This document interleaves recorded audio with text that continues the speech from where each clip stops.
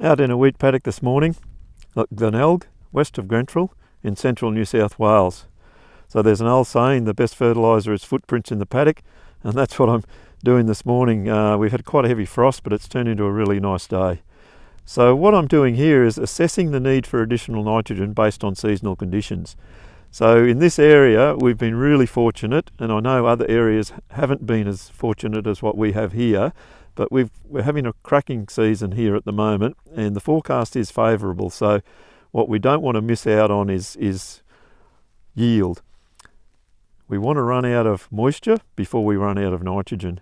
So what I've done here, I've downloaded and had a look at some NDVI imaging from data farming. So when I come out to these paddocks, I can actually know where the good and the bad areas are to start with, and I can go to those good and those bad areas and assess the need for additional nitrogen.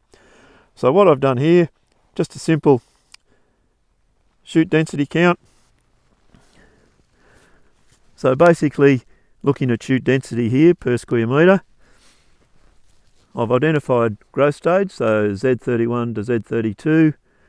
No problem with the moisture in these blocks, pretty good moisture profile to start with. And also you may notice that there's some of the older leaves on these plants here that are just showing signs of nitrogen deficiency.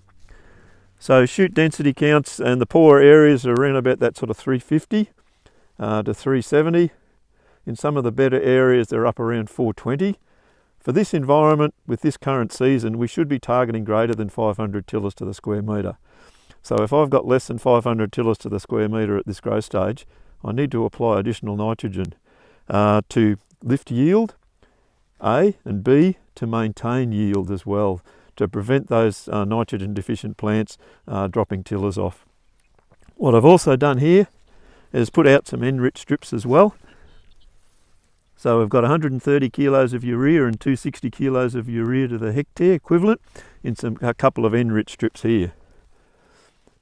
So the NDVI imaging is really useful as well, obviously for variable rate, but it's also useful in this instance because we identified this lower area that runs back to the road there has actually got the lower tiller density. Up along this fence line is similar, and the balance of the paddock is pretty reasonable.